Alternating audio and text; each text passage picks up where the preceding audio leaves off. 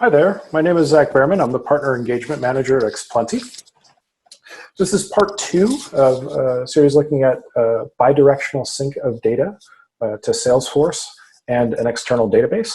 So in part 1, we looked at bringing data down from Salesforce into a database. In part 2, we're going to focus here on going from that same database back up into Salesforce. Let's get started. So we're going to jump back to the package creator here and create a new package. I call this users to Salesforce contacts. So what we're going to do is we're going to push some information on users into the contacts fields in Salesforce and potentially create new contacts. For trends purposes, this is going to give them a view in Salesforce of what users each account that he has in their platform. And then further than that, we'll push some usage information on how often they're logging in, when they're running reports, and especially syncing their user type. So maybe they moved from being a basic user to an admin, or maybe over the course of the contract, a different person than initially has now become the owner. And maybe Trent has a different point of contact in the company and was never notified about it. So he's got a better path of who he should start reaching out to when he's going to contact these customers and find out how they're doing and see if there's further opportunity there. So we will create a new package here. And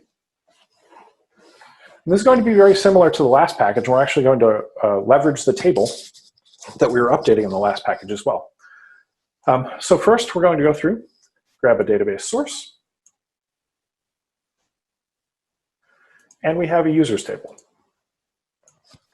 So we'll go through, select that users table.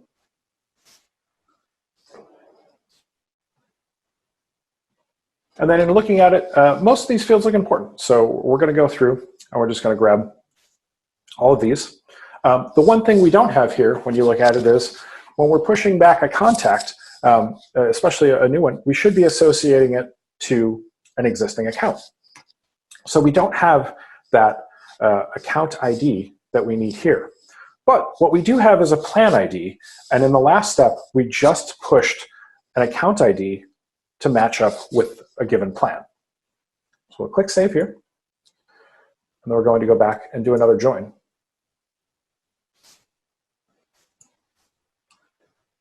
And then we will grab another database source, quickly get that connected. Then we can go through and select the company plans table that we were working with in the last step. We'll go through, and there's only a few items that we're going to need here. So we need the plan ID to join on, and then account C is our account ID that we'll want to use to sync in the contact to the right account. So now I click Save, go back into our join, again, inner join, and very quickly, we'll go for our plan ID. Now from here, we're going to go through and select Salesforce's destination. So within Xplenty, you can actually push data back into Salesforce. All right, so where we want to send this is to our contacts object. So we've got our contact here. And instead of insert only, we're actually going to do an upsert. Because as I just mentioned, we can have changes in the users, their user status, maybe they updated their email address for contact information, anything like that. And we've got an upsert key to use here. So our key is going to be our Salesforce ID. Now, you might say, if we're going and doing this, what if it's a new user, they don't have a Salesforce ID yet? This upsert process will actually go through, push the record into Salesforce. Salesforce will generate an ID for that, and then we can add an additional path later to query Salesforce and bring that Salesforce ID back down. And then we've got a few other fields that we'll bring in here. We'll just add them. There we go. Got last name. We'll want the first name. We'll want some contact information. from them with their email address. We definitely want to associate an account.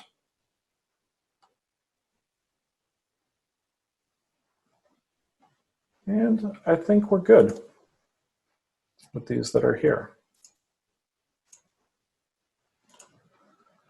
All right, so I've just got to go back through and quickly associate the right fields here.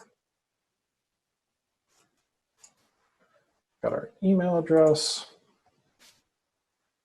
got our account ID. There's a few more I should grab here. We do want our user type.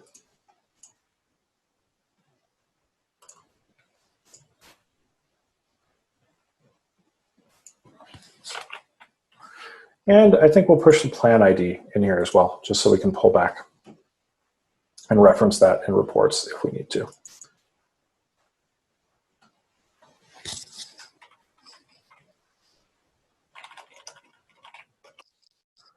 All right, we can quickly click save here. And now, just as we did in the last step, we can go through and save and validate this. That's checking to make sure all the connections still work, the pathways are correct. Package validated, no errors found. So we're good to go with this package, and we could run it right now if we wanted to. All right, now I've just jumped back out to the package menu here. We have a new package here. It's called Users and Usage Workflow. So outside of the data flow package that we've been building that have a one source, multiple sources, multiple destinations, you can build workflows in Xplenty and make jobs dependent on each other. So as I pointed out at the beginning, we had a few other packages here. SFID to users, reports to Salesforce, logins to Salesforce. So this is syncing in our Salesforce ID to users, and then reports and logins to Salesforce is to bring back that usage information that Trent was looking for. So we've got some aggregate components that can give you, max date for last login, count the number of unique logins, count the number of unique reports for each user. We want to push those in. But we can't push those in unless we know that we have their Salesforce ID populated in our database. So that's where we use a workflow. So how we would do this is we would run our users to Salesforce job that will then populate any new users or any changes to users up to Salesforce. And then with this, on success, we'll then push down the Salesforce ID to users from Salesforce into our database and map that. And then these next two jobs can successfully run with no errors, where it can look at those users. It has their Salesforce ID. You can get their count of number of reports they've run. And then it can count the two items we have here, which is the number of total logins they have, as well as their most recent login date, and push that back up to Salesforce as well. So just one last step here. I hopped over to the scheduling model. Now that we have all our packages and our workflows set up, we can go and schedule those to run on an automated basis on a basic increment or a cron expression if you want to set it to run during business hours at certain times or anything like that. And keep that data fresh on both sides, in Salesforce and in the production database. So I hope this presentation has been helpful.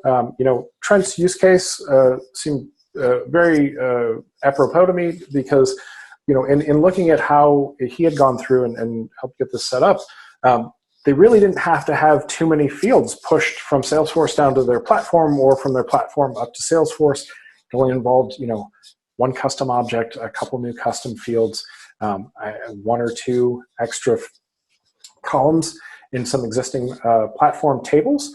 So they really worked around their existing platform database schema and didn't, burden their dev team with much work around having this enhancement. And at the end of the day, got themselves closer to a single source of truth out of Salesforce, and also got a lot more tracking and visibility around who is making changes to plans, using roles within Salesforce and approvals to go through and restrict who could do that.